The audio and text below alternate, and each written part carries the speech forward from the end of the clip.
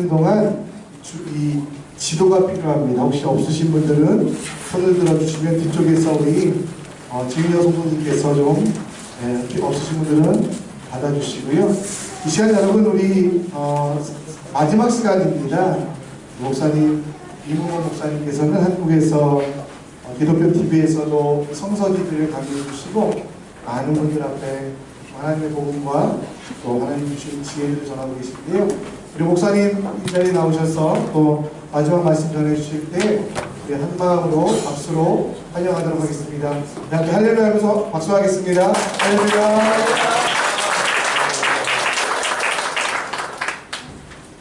할렐루야.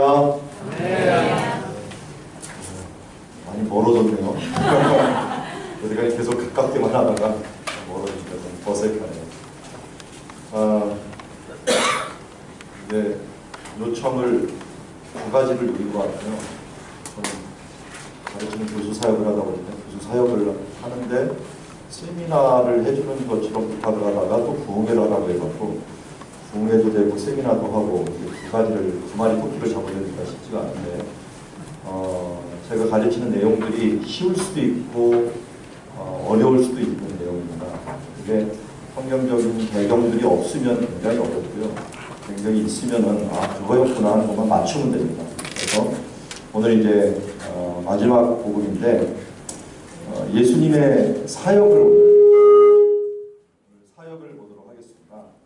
우리가 구약 성경을 어제까지 보았고요. 어제 다는 못 보고 창세기와 출애굽기에 관한 내용을 봤고 오늘 우리가 보는 내용은 이제 예수님의 사역 가운데서 크게 두 가지 사역입니다. 예루살렘 사역과 갈릴리 사역이라고 할 수가 있어요. 그래서 우리 복음서를 보면은 마태복음, 마가복음, 누가복음, 요한복음 이 네 복음이 나오는데 이걸 나눌 때 공관복음이라는 것과 사복음이라는 것으로 나눠요. 공관복음이라는 것은 말 그대로 공통적인 관점으로 본다라고 해서 공관복음이라고 얘기를 하고요. 그 다음에 사복음이라면 요한복음만 이 관점이 좀 틀리게 기록되었다 해서 이 사복음 할 때는 요한복음까지 치는 것을 보게 됩니다. 그런데 이 공통적인 공관복음하고 요한복음하고 가장 큰 차이가 뭔지 아십니까? 이게 지리적인 관점입니다. 지리적으로 공관복음은 어떻게 이렇게 되냐면요. 갈릴리 사역을 하나, 그 다음에 예루살렘 사역을 두 번째, 이렇게 크게 두 개를 구분해 갖고 보는 것이 공관복음입니다. 그래서 잘 보면은 마태, 마가, 누가를 보면은 앞부분은 다 갈릴리 사역 얘기를 하고요. 뒷부분은 다 예루살렘 사역을 해요. 그런데 사실은 예수님께서 그렇게 사역을 하지는 않으셨거든요. 왜냐하면 명절이 세 번이 있는데 이스라엘의 큰 명절이 유월절, 오순절, 초막절 이 세 가지 명절이 있는데 이 명절을 행할 때마다 예루살렘에서 방문을 했어요. 그러니까 갈릴리에서 예루살렘까지 최소한 1년에 3번은 필히 가야 되고요. 또 어떨 때는 수전절이라고 하는 절기에도 가시고요. 그러면 예루살렘을 왔다 갔다 많이 하십니다. 많이 하시는데 편의상 사람들이 알아듣기 쉽게 이 갈릴리 사역을 앞에 기록하고 그 다음 뒤에 예루살렘을 기억하다 보니까 이 예루살렘의 사역들이 많이 빠진 것들이 많아요. 그래서 요한이 죽기 전에 아마 마지막으로 기록한 성경이 요한복음이라고 봐요. 그런 그것을 다 보고 나서 마태, 마가, 누가를 다 읽고 나서 이 중에서 이것들은 빠졌는데 라고 하면서 기록한 것이 요한복음이라고 할 수가 있습니다. 그래서 우리에게 잘 알려주기 위해서 지리적인 것들을 우리가 잘 모르니까 알려주기 위해서 갈릴리 사역 하나, 예루살렘 사역 하나 이렇게 기록했는데 우리도 제가 지리적인 걸 다 세세하게 하지 못하기 때문에 일부 예배 때는 예루살렘 사역에 대한 부분을 좀 다뤘다고 하면은 2부 예배 때는 이제 갈릴리 사역에 대한 부분을 보도록 하겠습니다. 여러분 받은 지도를 한번 보시면은 예루살렘을 한번 찍어보세요. 예루살렘. 자, 다시 한번 말씀을 드립니다. 방향 감각이 이 위에 꼭대기 보면은 우리는 북쪽이 이렇게 지도를 놓고 보는데 성경에서는 이렇게 놓고 봅니다. 이렇게 놓고 보고 그래서 일부러 지도를 좀 눕혔어요. 눕혔고요. 예루살렘이 이쪽 남쪽 부분에 있다면 갈릴리는 북쪽에 있어요. 북쪽. 그래서 성경에서는 왼쪽이라고 표현을 합니다. 북쪽에 있는데 갈릴리 지역이 있는 반면에 예수님의 사역은 갈릴리 바다 근처에서 많이 집중을 했어요. 그래서 갈릴리 지역과 갈릴리 바다는 조금 구분을 해서 알아두면 좋겠고요.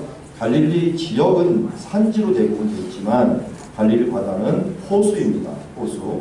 그래서 이스라엘 말에는 호수와 바다의 구분이 없어요.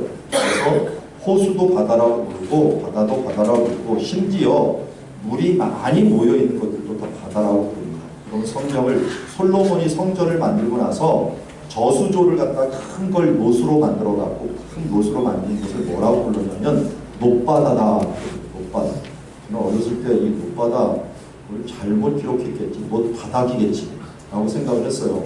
나중에 알고 봤더니 이스라엘 사람들의 언어 습관이 물만 많이 모여있으면 조금 바다라고 부르는 거예요. 그래서 바다의 개념이 호수나 이런 것들을 다 포함하고 있다라고 하는 것들을 미리 아시고 갈릴리 바다를 보았으면 좋겠고요.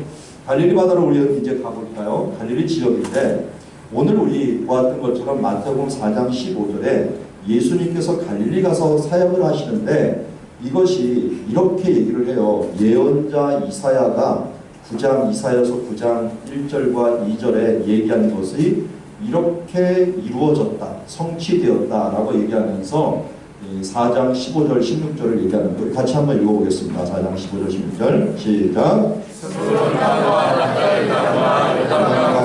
해변길과 이방의 갈릴리와 흑암에 앉은 백성이 큰 빛을 보았고 사망의 땅과 그에 앉은 자들에게 빛이 비추었도다 하였느니라. 아멘. 자, 갈릴리라고 했는데요. 갈릴리 땅을 19절에 보니까 15절에 보니까 두 개의 지파가 차지하고 있었어요. 무슨 지파? 스불론 지파와 납달리 지파. 두 개의 가문이죠.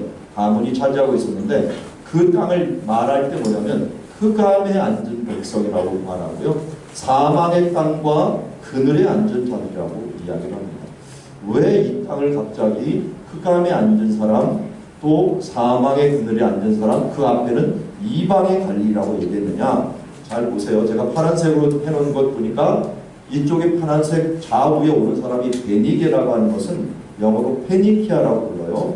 페니키아라고 하는 성경의 두로와 시돈 사람들이 이 갈릴리 쪽으로 압박을 가하고 있고 그 다음에 호녀라라고 이루어져 있던 호녀라가 중요한 게 아니라 혼혈 신앙이 막 섞여 있는 그 신앙이 있는 사마리아 사람들이 갈릴리 쪽을 또 압박하고 있고요. 그리고 데가볼리라고 하는 곳이 있는데 데카폴리스라고 해갖고 이 로마의 폼페이 장군이 여기다가 헬라화된 도시 그러니까 이스라엘 사람들 말고 이방 도시들을 10개를 세워놓고 그들을 견제하는 역할을 해줬어요. 그래서 데카폴리스는 이방 도시예요. 이방 도시는 특징을 뭘로 보냐면 먹는 걸 보면 알아요. 뭘 먹냐면 돼지고기를 먹어요. 이스라엘은 돼지고기를 안 먹고 이쪽은 돼지고기를 먹는다 그러면 돼지 키운다 하면 이거 이방 도시구나 하는 걸 알 수가 있어요. 이게 데가볼리고요. 또 북쪽에는 시리아라고 지금 보면 수리아가 자리 잡고 있어서 사방이 모두 이방인이에요. 이방인이 이들을 압박을 하니까 이방의 갈릴리라고 이름을 붙였고요. 이들이 또한 문제가 있을 때마다 서로 이런 압력과 또 이 주변에 지나가는 해변길이 있는데요. 여기에 해변길이라고 써있죠. 이 해변길이 이곳을 관통을 해요. 관통을 하는 건 전쟁이 일어나는데 여러분들 지도에 보면은 빨간 줄이 있죠. 이 빨간 줄. 이 빨간 줄이 해변길이에요. 이 해변길이 왜 중요하냐면 이 내려가면 아프리카의 이집트가 나오고요. 이쪽으로 올라가면 이라크 쪽이 나와요. 메소포타미아 문명, 이집트 문명, 또 이쪽으로 가면 유럽 쪽으로 가는 길이었어요. 그러니까 이 해변길이야말로 대륙과 대륙을 이어주고 문명과 문명을 이어주는 길인데 문제는 뭐냐면 이 나라가 강원도만한 조그만 나라가 이 문명들이 올 때마다 이 군사들이 올 때마다 맨날 짓밟히는 땅이 됩니다. 그래서 사람들이 제일 안전한 곳이 어디냐? 이 길이 비켜가는 곳이에요. 그게 어디냐면 산지 위에. 산지 위에 사는 것이 가장 안전해요. 그래서 모든 집들이 다 산지 위에 있어요. 예수님께서 말씀하시기를 산 위에 있는 동네가 숨기우지 못할 것이다 라는 표현을 쓴 것은 동네가 어디 있다는 거예요? 산 위에 있다는 거예요. 산 위에. 왜? 안전을 위해서. 왜? 이 길 때문에 군사들이 엄청나게 왔다 갔다 하면서였는데 문제는 피할 수 없는 지역이 하나가 있었는데 그게 갈릴리 지역이에요. 갈릴리 지역을 잘 보세요. 관통을 해버려요. 관통을 해버리니까 농사를 졌다가 또 무역을 했다가 전쟁만 이루면 맨날 뺏기는 땅이고 짓밟히는 땅이 되어버린 거예요. 그래서 흑암에 앉은 백성이라고 얘기했고요. 사망의 그늘에 앉은 자들이라고 얘기를 합니다. 그런데 왜 예수님께서는 여기에 오셨는가? 성경은 예언합니다. 거기에 큰 빛이 비칩니다. 여러분, 어둠이 짙으면 짙을수록, 깜깜할수록 자꾸만 반딧불도 환하게 보이죠. 예수님께서 오실 때 그래서 낮은 곳에, 어두운 곳에, 힘든 곳에 찾아오게 됩니다. 로마에 의해서 압제 가운데 있었던 이 땅에 오시면서, 특별히 갈릴리 지역 힘든 땅에 오시면서 그곳에서 빛의 역할을 해주신 분이 바로 예수님들을 믿습니다. 그래서 예수님은 우리가 힘들다고 생각할 때, 저도 맨 처음에 신학을 직장 생활도 하고 또 사업을 한다고 조금 하다가 하나님께 부름을 받았어요. 그런데 이 길이 확실한 길입니까? 라고 물어볼 때 기도원을 가서 한번 기도를 했는데, 그때 갑자기 아무도 없는데 반주자가 갑자기 혼자 나와갖고 반주를 하면서 노래를 부르는 거예요. 좀 민망하겠죠. 아무도 없는데 나만 혼자 앉아서 기도하고 있는데 혼자서 막 찬양을 하는데, 무슨 찬양을 하나 봤더니 나의 등 뒤에서 나를 도우시는 주, 찬양을 하다가 잠기 평안히 길을 갈 땐 보이지 않다가 내가 힘들 때는 다가와 손 내미시네 라는 그런 말씀을 딱 듣는데, 이거 내가 부르시는 거 확실하구나. 그분은 내가 어떤 사람인지도 모르는데 혼자서 찬양을 하는데 그게 저한테 부르시는 하나님의 음성인 줄 제가 믿고, 하나님 제가 이 길을 가겠습니다 하면서 그때 결단을 했던 적이 생각이 나요. 내가 힘들고 어려울 때 하나님 앞에 참 어떻게 해야 됩니까? 라고 물어볼 때 그때 하나님은 더 밝게 분명하게 보이는 줄 믿습니다. 여러분, 그래서 주님은 항상 낮은 곳에 임하셔요. 마침 일부에도 얘기했지만 배단, 빈민촌에 주로 많이 다니시고 갈릴리라고 힘든 지역에 오셔가지고 큰 빛과 복음을 전하는데요. 예수님의 사역 가운데서 크게 두 가지로 나눈다면 갈릴리 사역과 예루살렘 사역도 나왔지만요. 예루살렘 사역은 구원의 사역이에요. 그래서 여기 죽으시고 부활하시고 구원에 대한 부분들을 얘기한다면 갈릴리의 사역은 천국 복음 전파의 사역이에요. 그래서 구원받는 것만으로 끝나는 것이 아니라 구원받고 나서 어떻게 살아야 돼요?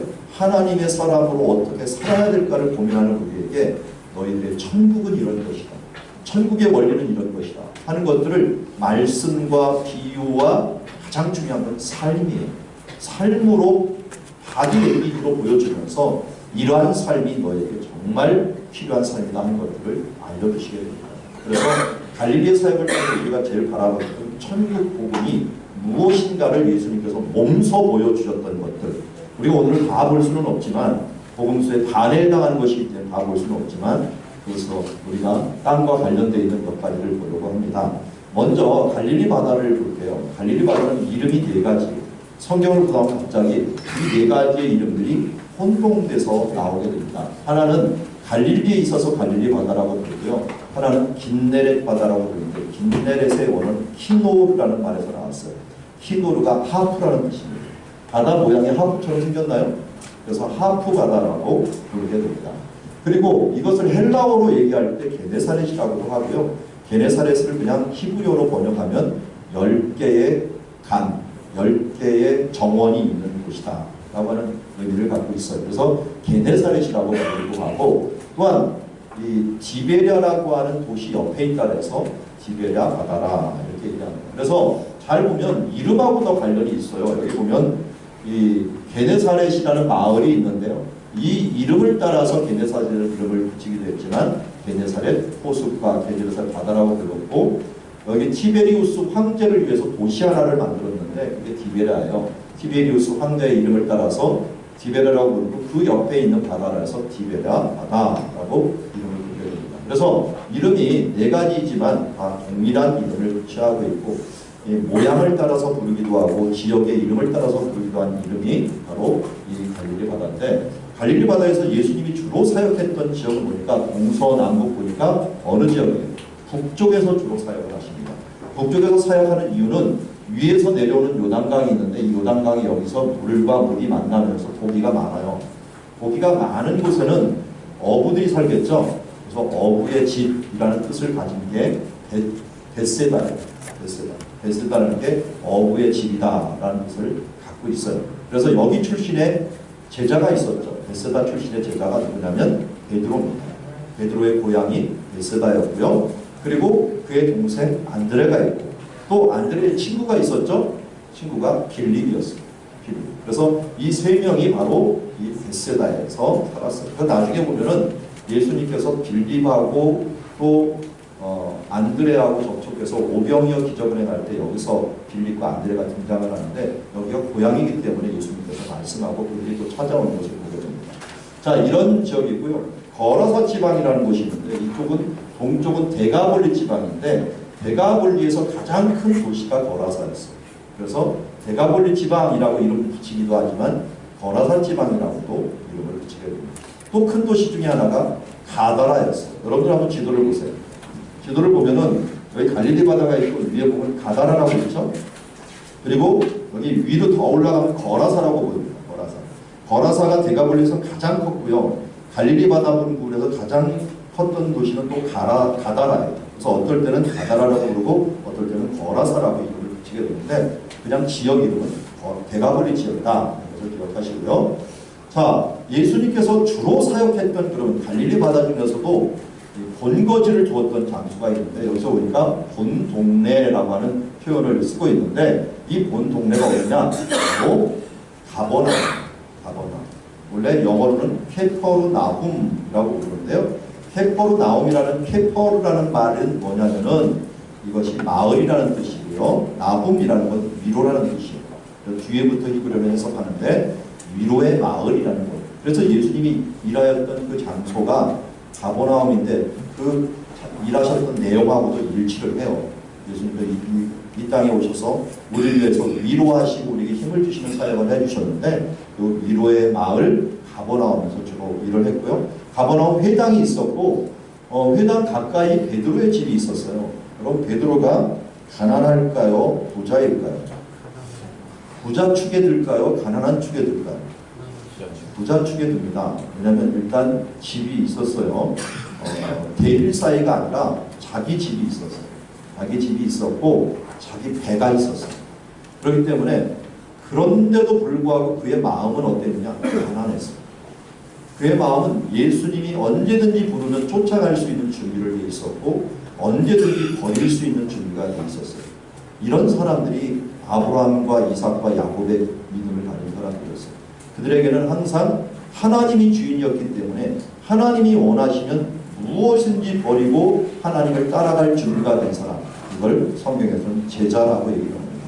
제자의 제일 1요건이 뭐냐면 모든 것을 버리고 언제든지 쫓을 수 있는 각오와 자세가 된 사람, 이것을 예수님의 제자라고 하고 예수님께서는 말씀하시기를 누구든지 자기 십자가를 지고 나를 쫓지 않는 자들에게는 내게 내 제자가 될 수 없다라고 말씀하고 있는 것을 보게 됩니다. 그래서 우리가 가진 것이 중요한 것이 아니라 소유권이 누구에게 있는가, 하나님이 무엇을 원하는가 할 때 언제든지 내려놓을 수 있는 자세가 된 사람, 이 사람이 정말 하나님이 기뻐하는 제자들이다, 이런 것을 보게 됩니다.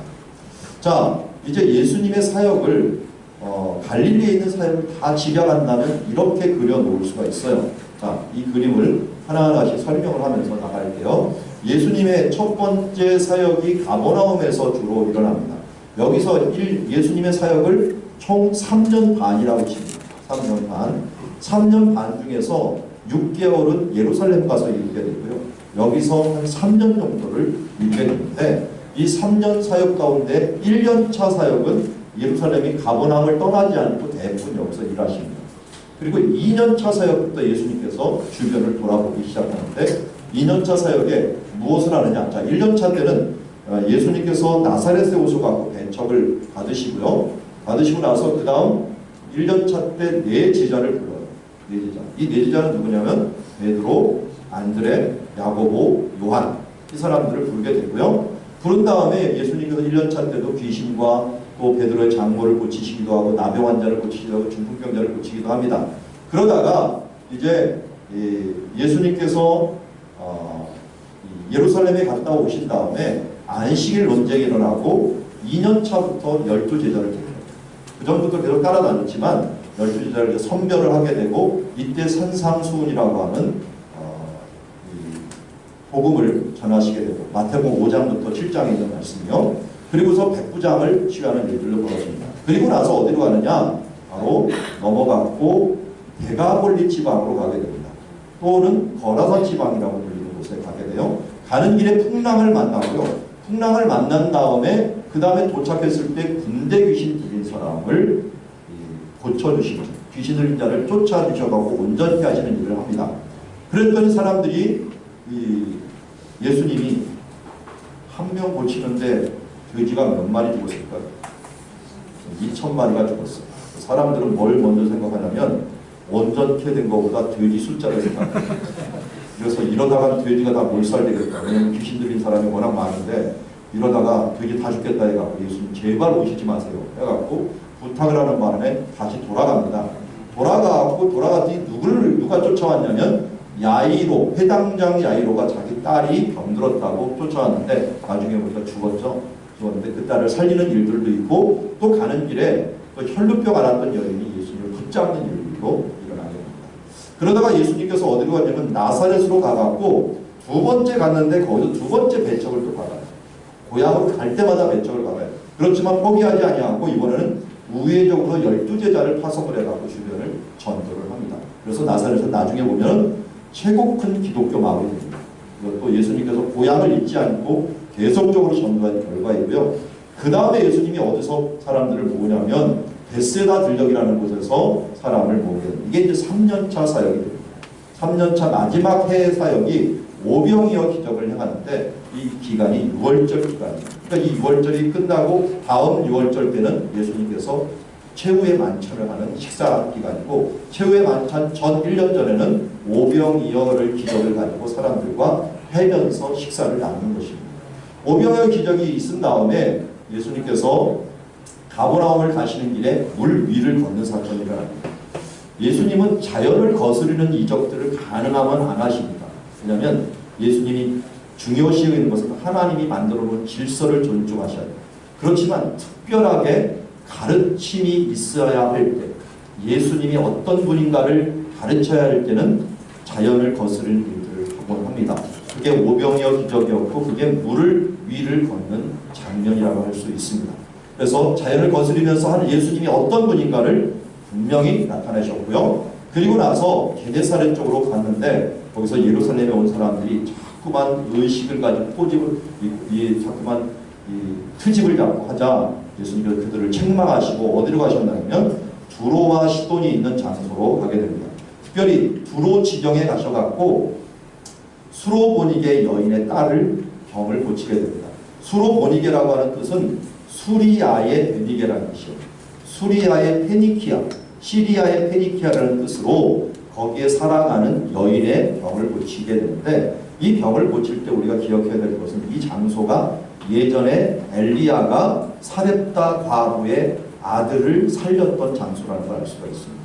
그곳에 들렸다가 예수님께서는 멀리 빙 돌아갔고 데가볼리 지방으로 오셔갖고 여기 갈릴리 바다 아래쪽에서 7병이어 기적을 이번에는 행하시는 것을 보게 됩니다. 그래서 7병이어 기적을 이쪽 아래쪽에서 하면서 이게 어디냐면 데가볼리 지역이에요.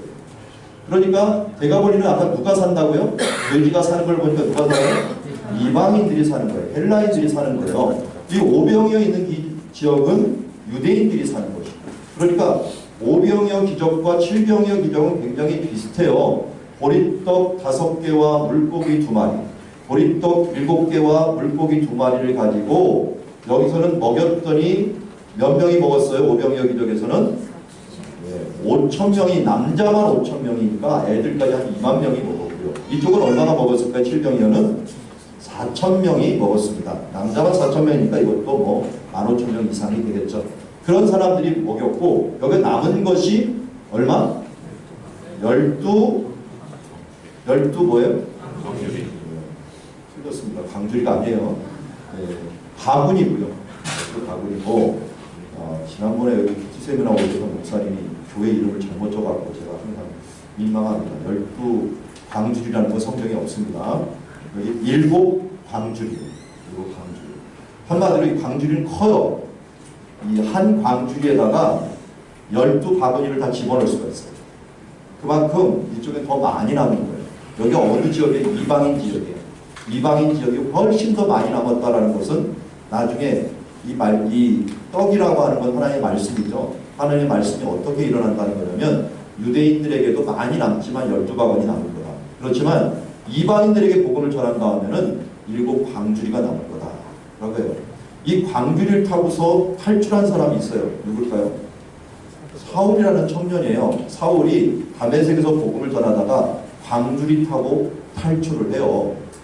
바구니 타고 탈출한 게 아니라 이 광주리하고 똑같은 단어가 사도 바울이 타고서 도망했던 그 광주리가 똑같은 거예요. 그 도망을 하면서 그 광주리 사역을 하는 거예요. 말로. 여기 7 광주리는요, 12 바구니는 12 사도를, 7 광주리는 7 집사님을 얘기한다고 했었어요. 근데 7 집사님 중에서 우두머리가 누구예요? 스데반이 죽으면서 마지막으로 이들을 구원하여 주셔서 용서를 구했는데, 용서 구한 다음에 그 효과로 구원받은 사람이 누구예요? 사울이에요. 사도 바울이 다메섹 가다가 구원받은 이유는 딱 하나예요. 어떻게 보면 똑같이 죄인들인데 스데반이 기도했기 때문이에요. 그러니까 7 집사님 중에 제일 우두머리 되는 그분이 기도를 했더니 그 사람이 광주리를 타고 내려와 갖고 세계로 복음을 전하는 그런 일들을 간단하게 것을 보게 됩니다. 그래서 이런 일들을 실병이역 기적이 있었고요. 그리고서 이제 예수님이 움직이셔갖고 달마누다 지방이라고 하는 곳으로 갔는데, 여기가 막달라 지방. 여기에서 고래가 하나 그려져 있죠. 뭐라고 얘기했냐면 사람들이 표적을 보여주십시오, 기적을 보여주십시오 라고 얘기했더니 내가 요나의 표적밖에는 보일 것이 없다 라고 말하면서 예수님이 죽었다가 3일 만에 부활하실 것을 요나의 표적에 비유해 주셨어요. 그리고 난 다음에 여기서 배를 타고서 어디로 가셨느냐, 배를 타고 요나평에 오고 다시 베스다 쪽으로 가요. 가는 길에 바리새인과 사두개인의 누룩을 조심해라 라고 합니다. 바리새인은 율법주의자고요, 사두개인들은 타협주의자예요. 이 사람들은 예배, 기도 이런 걸 강조하면서도 신비주의 이런 것들을 강조하면서도 세상과 타협하고 살고 있고요. 바리새인들은 말씀하면서 전통으로 사람을 올가매는 일들을 하고 있어요.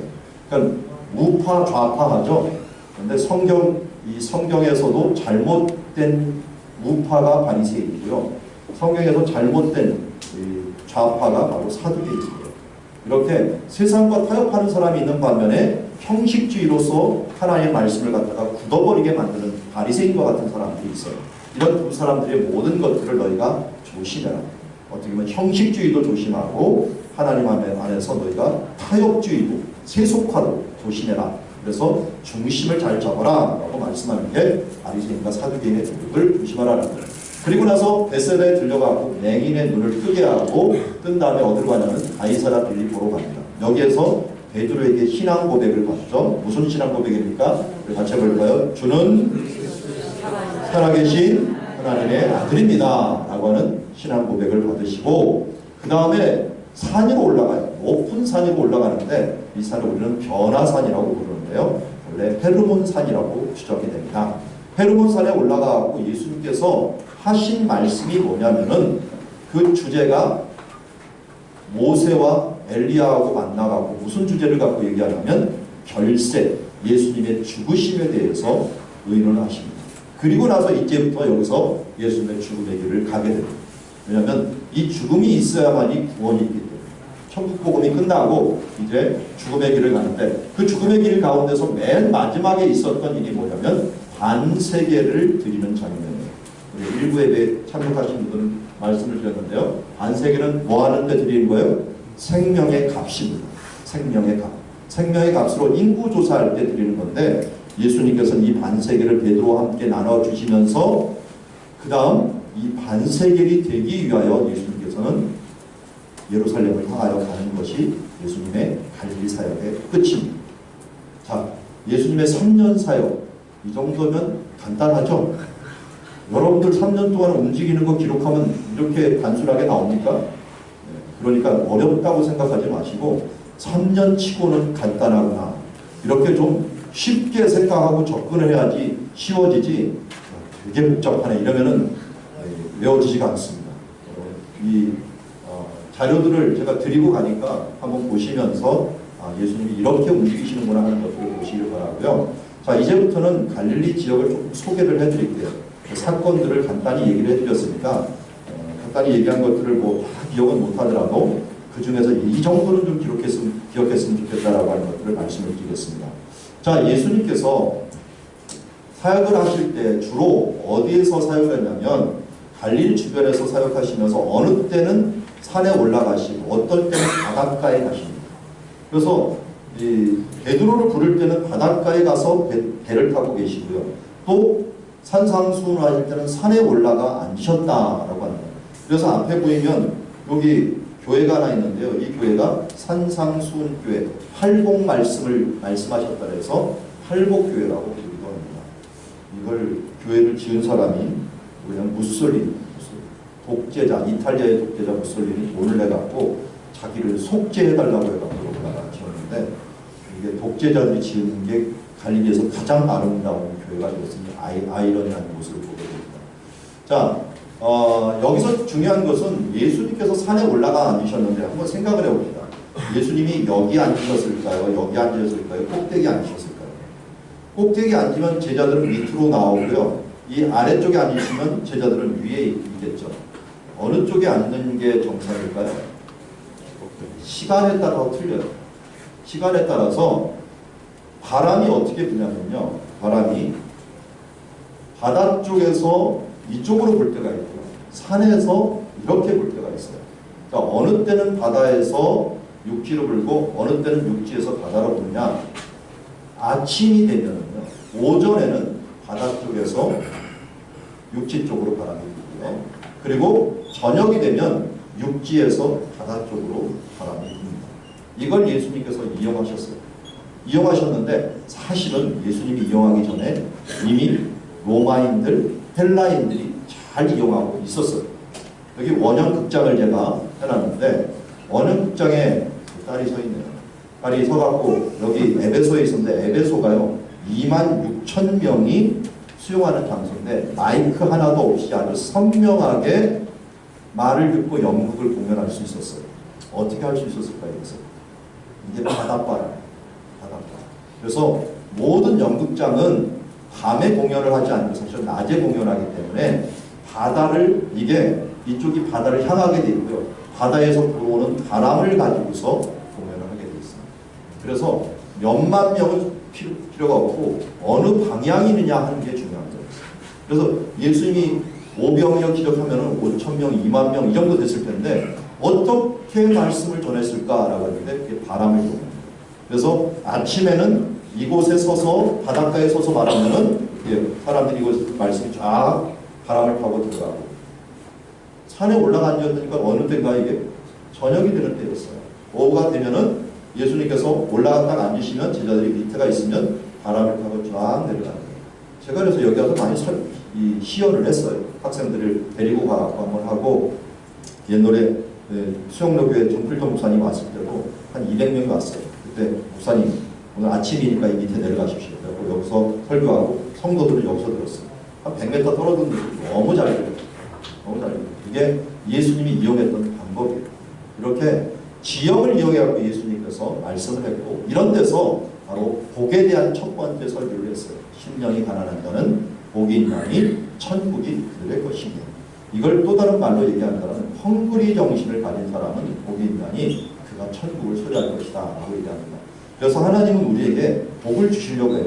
그래서 여러분들은 어떻게 만들어요? 가난하게 만들어요. 마음을 특별히 가난하게 만들고요. 때로는 마음보다도 육신을 가난하게 만드는 경우도 있어요. 여기는 지금 심령이 가난하다고 하지만 누가복음에는 심령을 뺍니다. 가난한 자가 복이 있다라고 얘기합니다. 우리가 풍요로움이 때로는 저주가 될 수 있어요. 그래서 항상 어느 상황이든지 가난한 마음을 소유한다는 것도 하나님께서 주신 축복이에요. 그래서 물질적으로 풍요하다가도 하나님이 어느 때 갑자기 병이 들게도 만들고 환난을 겪게도 만드는데 그때 여러분들은 항상 무슨 말을 하시면 되냐면 제가 말하는 주특기가 하나 있는데 어려움이 오면 어떻게 한다고요? 시험이 오면 무슨 복을 주시려고? 무슨 복을 주시려고? 그러니까 하나님은 어려움 가운데서 항상 복을 준비하고 있어요. 왜냐하면 사탄이 그 복을 방해하기 위해 갖고 어떻게든 시험을 하고 있어요. 그러면 그 시험 뒤에는 항상 복이 있다는 걸 기억을 하세요. 그래서 이 장차올 영광을 바라보면서 우리가 시험을 이기다 보면은 시험이 어려운 게 아니라 여러분 시험 없이 대학교를 들어갑니까? 시험 없이 직장을 들어갑니까? 시험 없이 들어간 사람들은 뭔가 문제가 있어요. 비리가 있는 사람들. 뭔가. 그 시험이 있다는 것은 거쳐야 될 당연한 우리들의 수순이에요. 또 시험을 두려워하는 것들이 되지 말아야 돼요. 그런 그 시험을 넘어야만이 우리가 떳떳하고 당당하게 하나님의 나라를 갈 수 있는 것처럼 우리가 심령이 가난한 복이 있다라는 말씀이고요. 또 여기 밑에 보면은 너는 세상의 소금이니라고 하는 말이 있어요. 여기 밑에 이 어부들이 지금 밤에 그물을 쳐놓고서 아침에 걷어들여요. 그렇기 때문에 밤에 그물을 쳐놓으면서 뭘 같이 준비를 하냐면 사해에서 가져오는 소금을 같이 녹이는 작업을 해요. 녹여갖고 그물을 짠물로 해갖고 고기를 잡으면 절여갖고 판매하기 위해 갖고 그렇게 준비를 하고 있는데 그걸 예수님이 이 산에서 본 거예요. 보면서 너희는 세상의 소금이다 라고 말을 하기도 하고요. 또 너희는 세상의 빛이다 라고 말하는데 여기 지금 마을이 하나가 있는데 여기가 티베리아 마을이에요. 티베리아. 티베리우스 황제를 기념해서 만든 갈릴리의 수도입니다. 수도. 티베리아 마을에서 이런 이 촛대가 있는데 이런 부분들이 등잔불이 하나씩 불이 켜지는 거예요. 저녁에 설교를 하다 보니까 그때 켜지는 모습을 보면서 뭐라고 얘기를 하는 겁니까? 예수님께서 너희는 세상의 빛이라 산 위에 있는 저 위에 있는 동네가 숨기우지 못하는 것처럼 너희가 빛으로 드러나는 삶들을 살아야 된다라고 하면서 우리 그리스도인들은 이 세상에서 빛이요 소금으로서 살아가야 되는 소금으로 썩어지는 세상에 내가 녹음으로 희생하고 빛으로 나를 태우면서 이 세상을 비추는 삶을 살아야 됩니다. 그래서 그런 말이 있죠. 사람이 인생을 살아갈 때 녹슬어서 죽어가는 사람이 있고 달아서 죽어가는 사람들이 있어요. 하나님께서 주신 것들 끝까지 다 활용하면서 우리의 인생을 달아서 하나님께 드려야 되는데 닳지 않고 녹슬어서 그냥 가지고 있는 걸 사용하지 않고 녹슬어 썩어져 죽는다면 그것처럼 하나님 앞에 부끄러운 일이 없을 거예요. 천국에 가면 모자 정부가 틀리는데 저희 아버님이 말씀하시기를 황금 면류관 모자 쓴 사람도 있지만 가끔 보면 개털 모자 쓴 사람들이 있어요. 이 사람들은 주신 은사, 은혜, 사명 이런 것들 다 멀리하고 자기 것 취하다가 결국은 부끄러운 구원을 받은 사람들 이런 사람들이 아마 이 세상에서 부끄러운 구원을 받은 사람들일 거예요. 여러분 이 땅에서 하나님께서 우리의 생명을 연장하는 가장 큰 이유는 하늘의 상급을 쌓는데 우리가 쓰임을 받으라고 우리에게 기회를 주시는 거예요. 그래서 이 땅에 살아있는 생명이 있는 이 짧은 기간이 우리 온 우주의 역사에 보면 우리의 삶이 그냥 반짝도 안 하는 인생인데 이 인생을 주신 이유가 영원한 천국을 결정하는 시간이기 때문에 우리가 초점을 맞춰야 될 것은 하나님 나라 앞에 우리가 어떻게 설 것인가를 항상 기억하면서 이 땅에서 정말 영원한 것을 추구하는 삶들을 살아가야 되지 않겠습니까? 어떤 사람들은 땅에서 노후 준비를 하는데 노후 준비에만 치중하는 사람 치고 얼마나 어리석은지 모르겠어요. 노후 준비해봤자 뭐예요? 80 넘으면 2년 돈 하나도 못 써요. 그것도 여행 다닐 때도 다 시기가 있고 건강이 있고 어느 데 보면 평준화돼갖고 이거는 있어도 못 쓰고 아무리 준비해봤자 우리는 어차피 죽어요. 그런데 영원한 나라를 준비하는 사람들은 그 사람들은 우리에게 결코 헛되지 않은 나라가 우리에게 준비되고 있습니다. 그래서 하나님이 기뻐하시고 하나님이 원하시는 그 뜻을 위해서 여러분들이 살아가는 그런 인생이 되기를 주의 이름으로 축원합니다.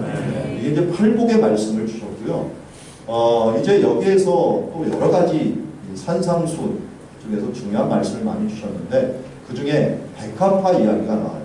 우리는 백합화 그러면 하얀 백합화를 생각하잖아요. 원래 이스라엘의 백합화는 빨간 백합화입니다. 빨간 백합화로 우리 아네모네라고 부르죠. 아네모네 혹은 꽃양귀비라고 부르는 꽃이 많이 나오는데 이 꽃이 바로 드레핀 백합화고 이스라엘이 한 2월달, 3월달 정도 되면 굉장히 많이 펼쳐져 있는 이런 꽃이 그냥 가득 차 있는 곳들을 많이 보게 됩니다. 예수님께서 이런 것을 보면서 뭐라고 했냐면 너희가 의복을 위하여 염려하지 말라.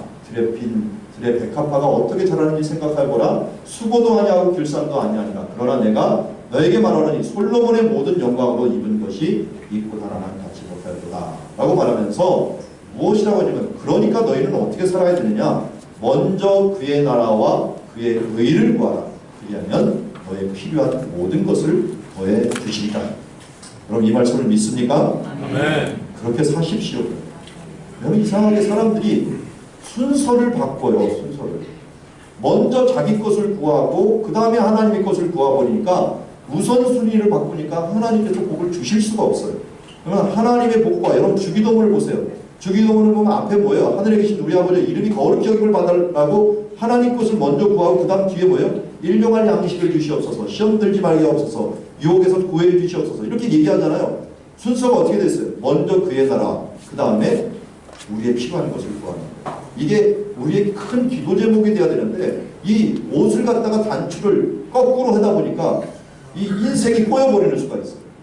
그럼 먼저 기도할 때 우선순위가 하나님이 원하는 것이 무엇입니까를 먼저 구하고 그 다음에 하나님 내게 그런데 이 일을 위해서 이런 것이 필요합니다 라고 구하는 순서를 바로잡는 일들이죠.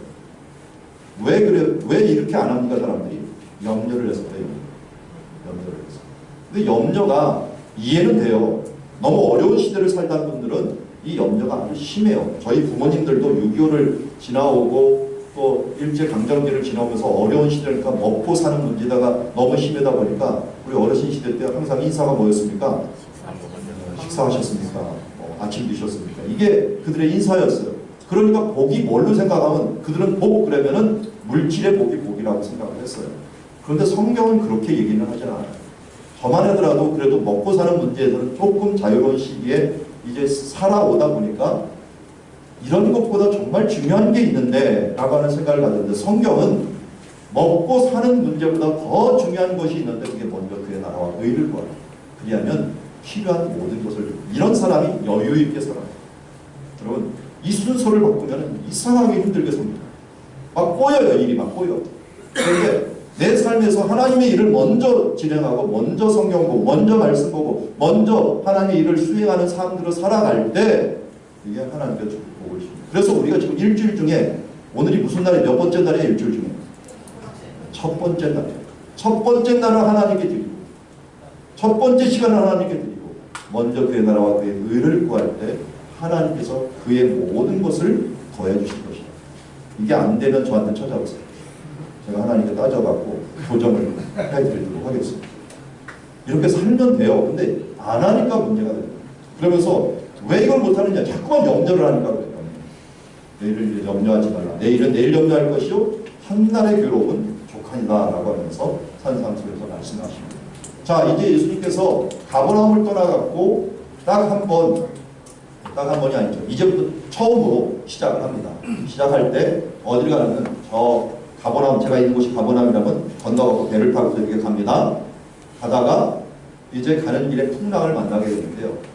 여기 모자이크로 만들어 놓은 이 배가 예수님 시대 때 배. 예수님 시대 때 모자이크가 발견이 됐는데 그 배의 모양이 이렇게 되어 있었어요. 이렇게 되어 있고 또 아주 기가 막히게 예수님 시대 때 배가 이 진흙에 묻혔던 배가 2000년경에 발견이 되었어요. 발견이 되고 그 모양하고 똑같다라는 것을 지금 전시를 해놨어요. 갈릴리 가면 게네사렛이라는 곳에다 이 전시를 해놨고 똑같은 배가 발견된 것을 보게 됩니다. 그래서 2000년 전에 배가 직접 있습니다. 지금. 그래서 그 모양대로 지금 갈릴리에다가 배를 만들어갖고 유람선은 다 그 모양으로 만들어버렸어요. 자, 그러면 여기 노가 몇 개입니까? 노가? 여기 3개. 총 몇 개겠어요? 그러니까? 6개가 있겠죠? 제가 이걸 보면서 아, 예수님 참 지혜롭게 12제자를 잘 택했구나. 이교대하면 딱 좋을 것 같고 이교대하면 바꿔 바로 바꾸고 예수님은 앞에서 지휘만 하고 하면 될 것 같고 그래서 그런지 이게 여기를 다닐 거 생각했더니 어부 출신들을 많이 불렀고 어부 출신 중에서도 배에 있는 사람을 불렀어요. 배에 있는 사람을 베드로도 자기 배가 있었고 야고보와 요한은 이 세베대 아들들은 배가 굉장히 많았던 것 같아요. 예루살렘까지도 영향력을 미칠 정도로 굉장히 배에 있는데 이런 사람을 불러갖고 아마 일을 시키는데 사용을 했을 것 같습니다. 어쨌든 이 배를 가지고서 움직이는데 움직일 때 보면 가다라 지방, 거라사이의 지방이라고 얘기했는데 아까 말씀드렸듯이 똑같이 이것은 데가볼리 지방을 의미한다라고 할 수가 있고요. 가는 길에 큰 풍랑을 만나게 됩니다. 이런 풍랑을 만나는데 여러분 호수에 무슨 풍랑이 있겠습니까? 일어나봤자 얼마나 되겠습니까? 그런데 여기 풍랑이 아주 심해요. 호수인데 그것도 길이 이렇게 쭉 둘레가 50km예요. 그렇게 크지도 않고 그렇게 적지도 않은 이 장소인데 여기가 왜 풍랑이 일어나냐? 바다보다 낮기 때문에. 낮다 보니까 기압차가 일어나요. 기압차 바람이 불어오다 보면은 바닷가에서 이 불어오다 보면 이 기압이 갑자기 밑으로 이 200m가 뚝 떨어지니까 이것 때문에 오후에 불어오는 바람 때문에 큰 풍랑이 일어나요. 풍랑이 일어나면서 큰 배들도 이때는 안 떠요. 그러니까 저녁이 될 때, 바람이 바뀔 때, 이때 아주 위험한데 예수님께서는 아주 고약하게 이때만 이동을 일단 하세요. 왜냐하면 제자들이 예수님보다 잘하는 게 뭐예요? 노젓는 거 하나 잘하는 거거든요. 그런데 코를 납작하게 만들어 놓습니다. 그래서 너희들 해봤자 얼마나 한번 해나보자 해갖고 움직일 때 해질 때만 움직여줘요. 물론 해질 때 일이 끝나니까 움직이는 것도 있지만 해질 때 움직이면 꼭 풍랑을 만나거든요. 풍랑을 만나는데 이때 엄청난 풍랑을 만난 거예요. 그래서 제자들이 어찌할 줄을 몰라갖고 예수님은 목수 출신인데 뭐 깨워봤자 무슨 도움이 되겠어요. 그런데 예수님은 또 이 와중에도 그 앞에서 공을 해서 잠을 자고 있으니까 빨리 일어나라고 깨워갖고 어떻게든 좀 해주십시오 라고 했더니 예수님 어떻게 했습니까? 갑자기 일어나시더니 바람을 꾸짖어서 바다로 이르시되 잠잠하라 고요하라 라고 명령했더니 바람이 그치고 아주 잔잔하여지더라. 아까도 말씀드렸죠. 예수님은 웬만하면 자연 질서를 움직이지를 않으려고 하고 질서를 존중하려고 합니다. 그래서 여러분들에게도 하나님의 복을 주시고 또 은혜를 주실 때는요, 질서대로 주셔요. 갑자기 기도하니까 갑자기 언어가 뻥 뚫려버리고 막 그냥 벼덕이 하늘에서 막 떨어지고 이런 일 하나님은 안 하십니다. 예수님한테 아무리 기도해봤자 그런 일 안 이루어져요. 왜? 할 수 있는 것들은 너희가 노력해서 하라는 거예요. 그런데 어느 때는 갑자기 이렇게 해주시느냐, 뭔가 예수님께서 교훈을 주시려고 하는 때가 있어요. 왜냐하면 이 갈릴리 바다는 무엇을 의미하냐면, 앞으로 이것을 항상 기억을 해주세요. 우리 두 번째 강의에도, 어제 강의에도 말씀을 드렸는데, 바다 그러면 뭘 상징한다고요? 바다 세상을 상징해요. 세상. 그래서 바다의 풍랑은 세상의 어려움이에요. 세상의 어려움을 잔잔케 하는 것은 예수님의 말씀의 능력이에요. 그래서 예수 그리스도의 이름의 능력으로 잔잔해질 수 있다는 거예요. 그래서 우리가 기도할 때 세상에 어려움이 있을 때는 무엇으로 선언해야 되냐면 나사렛 예수 그리스도의 이름으로 선언하면서 나가야 돼요. 이 능력의 이름이 있음에도 불구하고 우리가 쓰지 못한다면 얼마나 이게 불쌍한 사람이 되겠습니까? 제가 대학교 4학년 때 처음으로 수학여행하면서 비행기를 타봤어요. 1985년경에 처음으로 비행기를 타봤는데, 어느 비행기냐면 제주도까지 수학여행을 갔다가 제주도에서 돌아오는 길에 비행기를 한번 꼭 타보자 그래가지고 학생들하고 좀 의논을 해갖고, 그것도 김포공항까지 오는 데는 비싸갖고 제주도에서 광주까지만 비행기를 한번 타보자 해서 비행기를 타봤어요. 참 신기하더라고요. 처음 타보는데. 그래서 비행기를 타봤는데 그때 뭘 봤냐면 사람들이 음료수를 막 시켜서 먹는 걸 봤어요. 그래서 저는 돈이 없어서 못 시켜 먹었어요. 그래서 야, 저 사람들 돈이 좀 있나 보다 해서 못 시켜 먹었고, 그 다음에 이제 유학을 간다고 이스라엘을 떠나는데 사람들이 이제 거기 가는데도 막 음료수 시켜 먹고 뭐 음식 달라는 대로 이거 다 서빙을 다 해주더라고. 그래서 저 사람들은 어떻게 했냐 갔더니 내가 아는 사람도 막 시켜요. 그러니까 오늘 근데 돈을 안 내. 왜 안 내지? 봤더니 이게 비행기 값에 다 포함되어 있는 걸 그때 아는 거예요. 얼마나 억울한지, 내가 목말라도 안 먹고 그동안 이렇게 아꼈는데 이걸 비행기 값에다 포함되어 있는 걸 진작 알려줄 것이지 내가 이때 알았다라면서 굉장히 억울한 마음이 들었어요. 그러면서 나중에 제가 목회하면서 생각해 보니까요, 우리가 기도하는데 하나님께서 우리에게 뭘 주셨냐면요, 믿음의 카드를 주셨어요. 믿음을 신용이라고 하는 크레디트 카드를 주셨는데 이게 기도더라고요. 기도로 예수 그리스도의 이름으로 무엇이든지 구하면 다 얻을 수 있는데 사람들이 이것을 사용을 안 해요. 이 한도도 무한대예요. 항상 무엇이든지 원하는 구한다고 했으니까 무한대인데 사람들이 이 크레디트 카드를 사용을 안 하더라고요. 안 하고 괜히 힘들어갖고 쫄쫄 굶고 있고 힘들다고 하고 한숨 쉬고 있어요. 우리에게는 무엇이든지 할 수 있는 능력의 기도가 우리가 있고 크레디트 카드가 있는데 이걸 사용을 안 하고 있으니까 문제예요. 여기서 무엇을 알려주냐면 예수의 이름으로 세상에 어떤 것도 할 수 있다는 걸 우리가 알려준 것이거든요. 그런데 우리가 그것을 사용하지 않음으로 말미암아 결국은 바보처럼 살고 있는 때가 많다는 거예요. 우리에게는 기도라고 하는 능력의 도구가 있고 나사렛 예수 그리스도의 이름이라고 하는 비밀번호가 있습니다.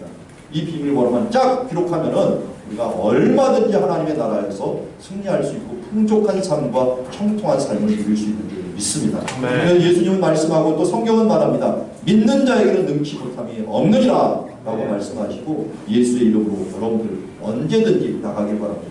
이 베드로와 야고보, 베드로와 요한이 안전뱅이를 향하여 뭐라고 외쳤습니까? 나는 은과 금이 없거니와 내게 있는 것으로 내게 주노니 뭐가 있다고요?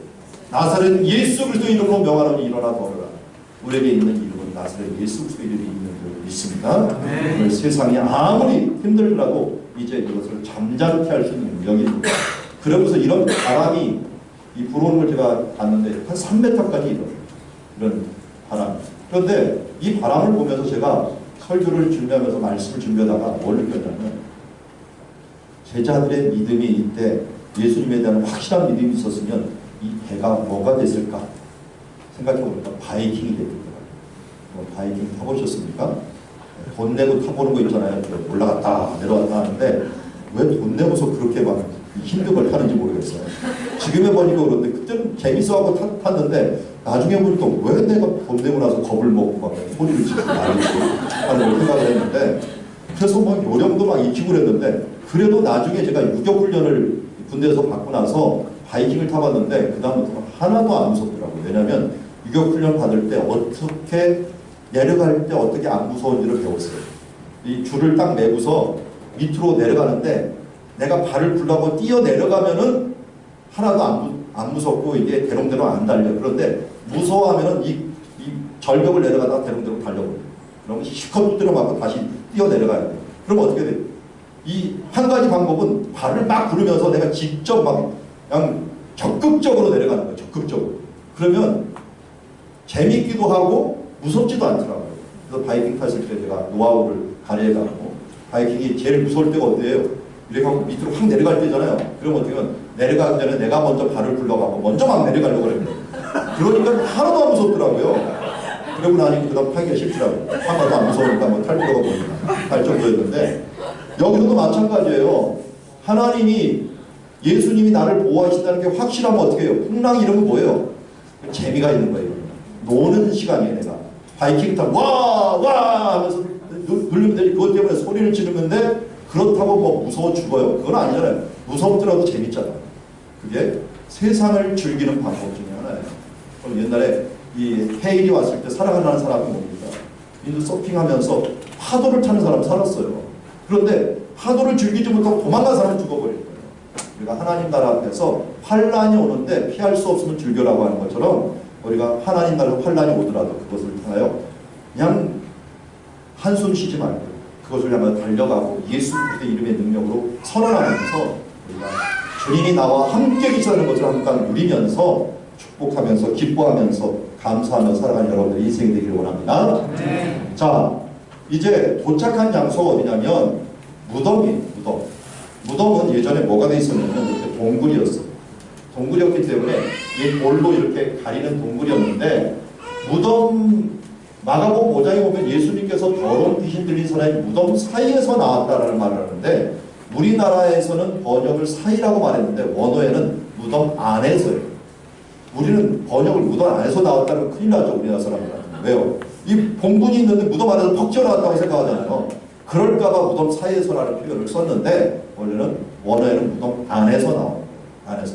이제 저녁에 출발해갖고 어두컴컴해지려고 하는데 무덤 안에서 사람들이 튀어나온다. 그러면 제자들이 깜짝 놀랐겠죠. 그렇지만 예수님은 이미 알고 계셨어요.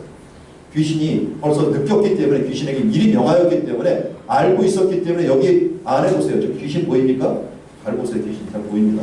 자, 귀신이 딱 튀어나왔어요. 이렇게 귀신 들린 사람이 튀어나왔는데 이 사람의 귀신이 얼마나 많이 들어갔는지 군대 귀신이에요. 군대라고 하는 건 레기온이라고 하는 이 원어는 5,000명을 의미해요. 5,000마리 가까이 되는 귀신들이 들어가요. 들어가면 한 사람이 그렇게 많이 들어가요. 그러니까 뭐 이 다인격에다가 별로 힘들이 발휘되겠죠. 그게 예수님한테 와갖고 예수님 나를 제발 저기 지옥불에다 던지지 말아주십시오. 제발 이 땅에서 다른 데로 가라고 하지 마십시오 하면서 구하니까 예수님께서 뭐라 그럽니까? 어디로 보내버렸어요? 저기 보내보니까 저기 돼지떼가 있었어요. 돼지떼 보입니까? 그래도 여기 돼지떼가 있어요. 돼지가 있는 그쪽으로 그럼 돼지한테 들어가라 했어요. 돼지한테 들어가니까 돼지가 어떤 일이 벌어집니까? 자, 돼지 보세요. 돼지떼가 이렇게 위에서 내려와갖고 내리 달아버립니다. 제가 사업이라고 했는데 사업이 아니라 사실은 농장을 했어요. 농장을 돼지 500마리를 혼자 키웠습니다. 그러면서 이 돼지의 습성들을 너무 잘 알고 있어요. 돼지 습성 중에서 아주 고약한 습성이 위로는 올라오는데 밑으로는 안 내려와요. 밑으로 내려올 때는 지그작으로 반드시 내려와요. 앞다리가 짧다 보니까 아무리 때려도 그냥 죽을 만큼 몽둥이로 때려도 안 내려와요. 진짜. 지그작으로 내려와요. 왜냐면 농장에서 제가 뭐 대학교 졸업하고 직장 하다가 농장하니까 막 땜질하고 해놨는데 이놈의 돼지가 코가 워낙 강해갖고 이 쇳덩어리를 다 부셔갖고 그 밖으로 산에 올라가는 거예요. 그러면 한나절 다 나가는 거예요. 그걸 데리고 내려와야 되는데 이놈이 올라간 대로 바로 내려오면 되잖아요. 안 내려오고 이게 안 내려오니까 그냥 파이프를 가지고 막 제일 강한 걸 코를 때렸어요. 코를 때렸는데도 아무리 때려도 안 내려올 거예요. 끌려도 안 내려와요. 그래서 할 수 없이 지그작으로. 이러면 또 한나절 다 지나가고 내려와가고 농장하고 있는데 그런데 이 돼지들이 이상하게 보니까 어떻게 됐어요?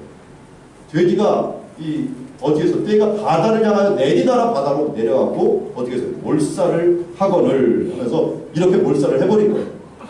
그런데 돼지가 왜 원래는 안 내려오는데 이렇게 내려왔을까요? 여기 나왔잖아요. 힌트가 뭐라고 나왔어요? 귀신들이 들어가요. 돼지도 미치니까 못할 일이 없어요. 이걸 보면서 제가 갑자기 무슨 생각이 버뜩 들었냐면요. 귀신보다 몇 천 배, 몇 천만 배 강한 게 성령님입니다. 성령이 누구 안에 있습니까? 내 안에 계셔요. 근데 우리가 뭘 못할 게 있다고 합니까? 네? 돼지도 본성을 거스르면서 못할 일이 없었는데 성령님이 우리 가운데 계시는데 왜 뭘 못한다고 자꾸만 좌절하고 핑계대고 하는 것일까요? 우리가 바로 이 기적을 통해서 하나님이 함께 하시면 못하는 일이 없다라고 하는 걸 느끼고요. 이 귀신, 이 돼지를 몰살시킨 것은 이 돼지가 뭘로 쓰였냐면 우상의 제물로 쓰였던 거예요.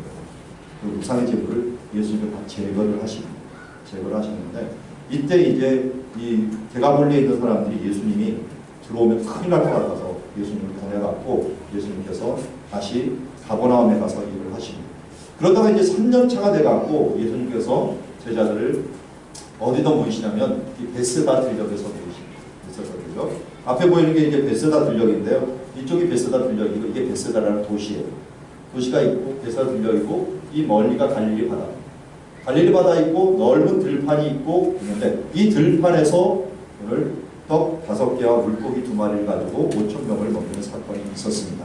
맨 처음에는 안드레 보고서 조금 떡을 가져오라 했더니 빌립 보고 빌립 가지고 가져오라 했더니 빌립이 그걸 얻으려면 200데나리온이나 든다 하면서 돈도 부족하지만 이거 살 곳도 없습니다 라고 했더니 안드레가 그 고향 사람 안드레가 이게 뭐가 도움이 될지는 모르지만 예수님이라도 식사하십시오 하면서 소년이 준 도시락을 가져왔어요. 그 도시락이 뭐 몇 개요? 물고기 2마리, 보리떡 5개를 가져왔습니다. 근데 이 떡과 물고기는요 소년 도시락이 아닙니다. 이 당시에 소년이 물고기 2마리와 떡 5개를 먹을 정도의 풍요로운 시대가 아니었어요. 이것은 한 가족이 먹는 식사였어요. 소년을 시켜갖고 한 가족이 헌신을 한 거예요. 헌신을 한 거고 그 헌신을 한 것을 예수님께서 직접 떼어갖고 사람들에게 주게 됩니다. 원래 예수님이 능력이 있었으면 그냥 앉으라고 해놓고 그 떡이 있을지어다 그러면 그 앞에 쫙 생기면 되잖아요. 그걸 갖다가 왜 또 떼어주세요? 한번 생각해 보세요. 남자만 5,000명, 여자 아이까지 2만 명이 있어요. 2만 명에다 한 번만 떼어주든다도 뭐예요? 2만 번이에요. 이 사람들이 배불리 먹었다 그랬어요. 배불리 먹으면 대체 몇 개를 떼어줘야 되는 거예요? 이것만 하면 10만 번 해보세요, 여러분. 그러면 손이고 뭐고 어깨고 다 나갈 거예요. 이렇게 무식한 일을 하셨을까? 예수님께서 그냥 이걸 예측한테 무식한다고 하면 안 되죠. 아무튼 이렇게 이런 일을 왜 수고로운 일을 하셨을까? 제자들도 이것 때문에 어떻게 고생하느라고 이걸 들고서 막 뛰었을 거 아니에요. 공짜라고 양재물도 먹는다는데 이 공짜로 준다는데 사람들이 여기만 하면서 다 다녔을 텐데 고생은 고생대로 하고 예수는 고생대로 했어요. 왜 그랬을까요?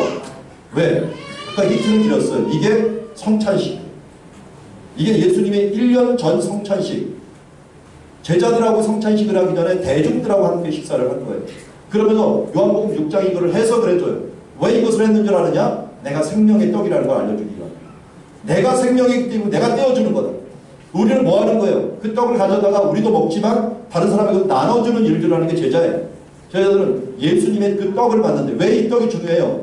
나를 믿는 자는, 나를 먹는 자는 결국 영원히 목마르지 아니하고 영생을 얻는 떡이기 때문에 우리가 예수 그리스도의 말씀을 듣고 먹고서 우리가 영생을 얻기 때문에 이 떡을 나눠주고 이 말씀을 나눠주는 일들을 너희가 해야 되고 이것으로 인하여 우리가 영생을 얻을 수 있기 때문에 예수님은 이것을 친히 몸으로 보여주신 것입니다.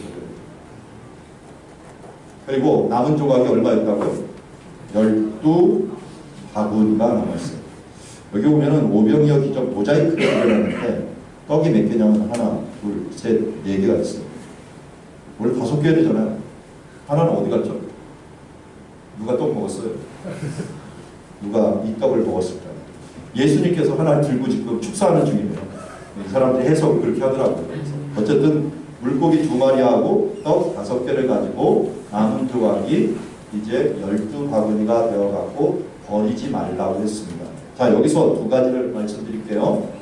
먼저 한 가정이 헌신을 해서요 5,000 가정이 먹습니다. 그러니까 하나님의 나라는 누군가의 헌신이 필요해요. 누가의 헌신이 필요하고 그 헌신을 통하여 5,000배의 축복이 나타나는 거예요. 여러분 이러한 가정이 되길 바랍니다. 나도 먹어야 되지만 주님께 먼저 드리고 주님이 그것을 다시 재가공해갖고 다른 모든 사람들을 먹여주는 것으로 온다면 이 얼마나 놀라운 헌신이겠습니까? 내 헌신으로 인하여 5,000 가정이 하나님의 안에서 풍성함을 누릴 수 있다 하는 게 천국의 원리입니다. 그리고 사람들 12제자들 얼마나 열심히 뛰었습니까?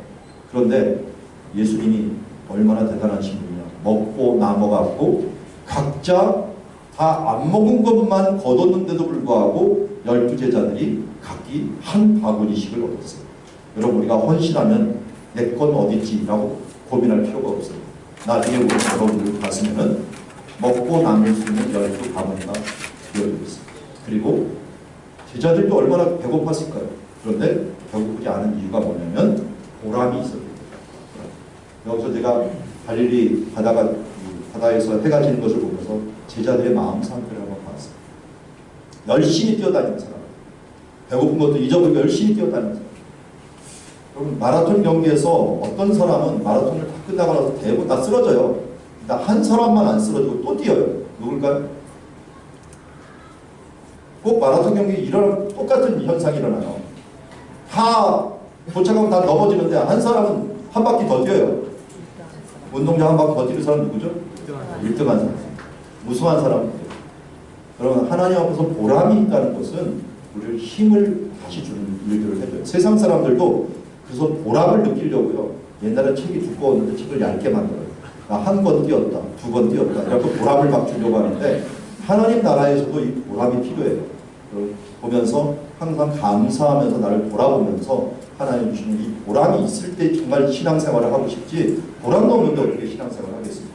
그럴 때마다 서로 보람을 주고 잘했다 칭찬하고 감사하는 그런 공동체가 되어야 될 줄이 있습니다. 네. 자, 이 오병이어 기적이 있은 다음에 예수님께서는 이제 마지막 사역으로 갈릴리의 마지막 사역으로 헤르몬산 밑에 있는 가이사랴 빌립보로 가십니다. 앞에 동그라미 있는 쪽이 가이사랴 빌립보였는데 이 가이사랴 빌립보에 가서 예수님께서 너희는 나를 누구로 아느냐라고 물어봅니다. 이 가이사랴 빌립보 가까이 가는 곳인데요. 여기에서 요단강이 터져 나와요. 요단강이 터져 나오고 여기 옛날에는 여기서 또 신성한 동굴에서 물이 나왔다고 해요. 근데 지금은 이쪽에서 물이 나오고 이곳에서 제가 제 아들을 세례를 주었습니다. 제 아들이 베들레헴에서 태어나고 요단강에서 세례받았어요. 그랬더니 한인교회 목사님 아들이 심각한 얼굴로 와가지고 그러면 걔는 예루살렘 베들레헴에서 태어나고 요단강에서 세례받았으면 십자가에 죽어야 되는 거야? 아주 기가 막혔거든요. 뭐 영광이죠 그렇다면. 어쨌든 여기서 세례를 저희 아버님이 오셔갖고 목사님이셨으니까 세례를 줬던 기억이 나요. 여기서 요단강이 막 흘러내려오는 아주 큰 물이 나오는데 예수님께서 여기 와서 베드로하고 제자들에게 묻는 거예요.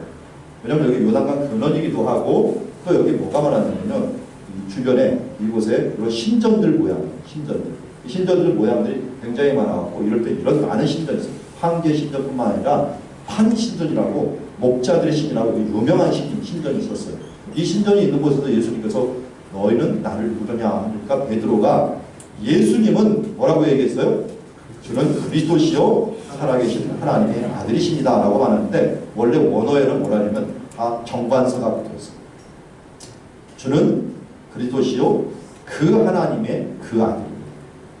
왜냐하면 신들이 여러 가지가 있잖아요.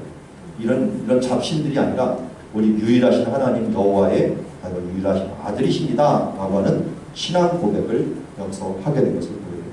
이 신앙 고백이 얼마나 중요한지 교회라고 하는 것은 고백 공동체예요. 여러분 우리 교회는 어디든지 교회가 될 수 있는데 왜 교회가 됩니까? 이 신앙 고백이 있기 때문에.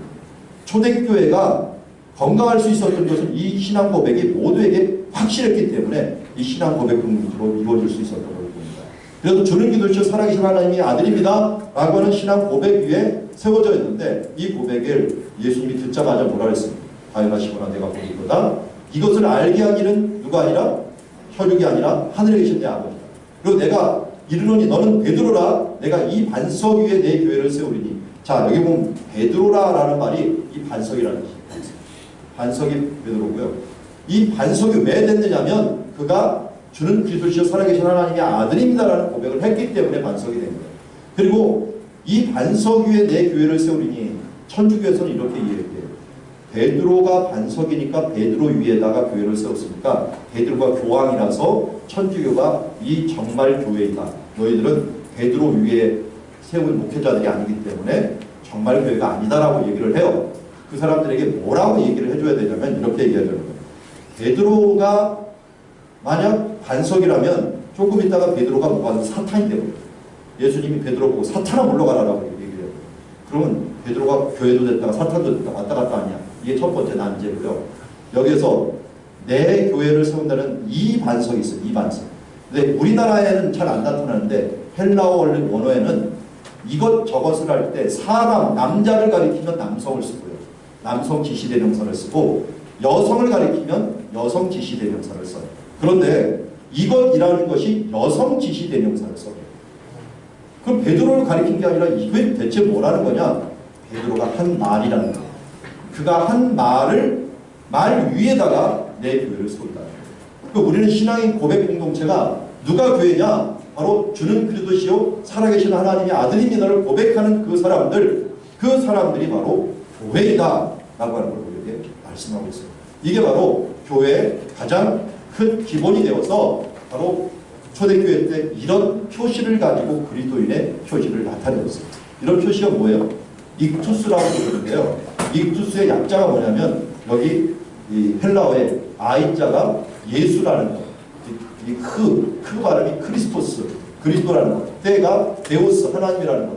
휘 발음이 휘오스, 아들이라는 뜻이고요. 시그마라고 하는 게 세이버, 이 구세주라는 것. 그래서 뭐냐면 이게 약자 하나씩을 해서 예수, 그리스도, 하나님의 아들, 구세주라는 약자를 써갖고 익투스라는 것을 했는데 이 신앙 고백이 결국은 베드로가 한 고백이에요. 주는 그리스도시요 살아계신 하나님의 아들입니다를 고백하는 공동체가 초대교회의 기본이 된 교회예요. 그래서 초대교회는 흔들리지 않고 무너지지 않고 건물이 없고 모이는 곳이 일정하지 않았어도 그들이 건강한 교회를 이룰 수 있었던 것은 이 신앙 고백을 분명히 잡았기 때문에 차라리 교회가 공인이 되고 기독교가 국교가 되면서 교회가 나중에 이슬람한테 무참히 무너지는 이유가 뭐냐면 그들에게는 신앙 고백을 잊어버렸기 때문에 교회는 건물은 있는데 고백을 잃어버렸어요. 여러분 우리가 정말 가져야 될 것이 뭐냐면 예수 그리스도의 신앙 고백입니다. 이것 위에 우리가 교회를 세워진다는 걸 잊지 마십시오. 우리 교회가 싱가포르 선교하는 교회가 자꾸 이래저래 옮겨 다니는 것들 제가 역사를 들었는데 교회는 옮겨 다니는 것도 전혀 문제가 되지 않습니다. 정말 중요한 것은 교회가 정말 신앙 고백을 가지고 살아갑니다. 예수는 그리스도시요 나의 살아계신 하나님이십니다라는 것을 인정하며 살아가는 것이 중요합니다. 그리스도라는 뜻도 여러분 꼭 기억하세요. 그리스도라는 뜻이 기름 부음 받은 자라는 뜻이죠. 그래서 구약 성경에는 메시아라고 불러요. 신약 성경에서는 그리스도라고 부르는데 누구한테 기름을 부어줍니까? 맨 처음에는 제사장한테 부었고요. 선지자한테 부었고요. 왕한테 부었어요. 이걸 선지자, 왕, 제사장 이렇게 기억하면 이해가 딱 안 따르고요. 정치제도 여러분 아시죠? 정치제도에서 3권 분립 아시죠? 3권 분립이 뭡니까? 3권이? 예. 그 사법, 그 다음 뭐예요? 입법, 행정. 요 3권이 있어요. 이 3권이 분립이 돼야 되는 거예요. 그 권한이. 선지자가 입법권이에요. 하나님께 받아가고 말씀을 하는 입법권이잖아요. 국회. 그리고 왕이 뭐냐면 행정이에요. 행정. 그리고 제사장이 뭐냐면 사법권이에요. 결정하는 법을 가지고서 시행하는 사람. 사법권. 그러니까 성경에서 만들어 놓은 제도가 이 땅에서도 적용하다 보니까 제일 정확하고 건강한 제도가 되는 거예요. 그런데 예수님이 어떤 거냐? 내 인생에, 우리 이 세상에 바로 완벽한 입법권자요, 완벽한 행정권자요, 완벽한 사법권자라는 것을 얘기해요. 이게 바로 예수님이 말한 내가 곧 길이요. 길이라는 것은 사법을 얘기해요. 사법. 진리요. 진리는 입법을 얘기해요. 그리고 생명이라는 것은 예수님이 오셔서 요한복음 10장 10절에 내가 온 것은 양으로 생명을 얻게 하고 더 풍성히 얻게 하리라. 이 생명을 책임져 풍성하게 하는 왕의 역할을 감당하는 것을 말합니다. 그래서 예수님은 내가 길이요 진리요 생명이라고 말씀하신 이 사역을 이뤄가는 것을 보게 됩니다. 제가 배터리 끼는 걸 줬는데 아까 드렸습니다.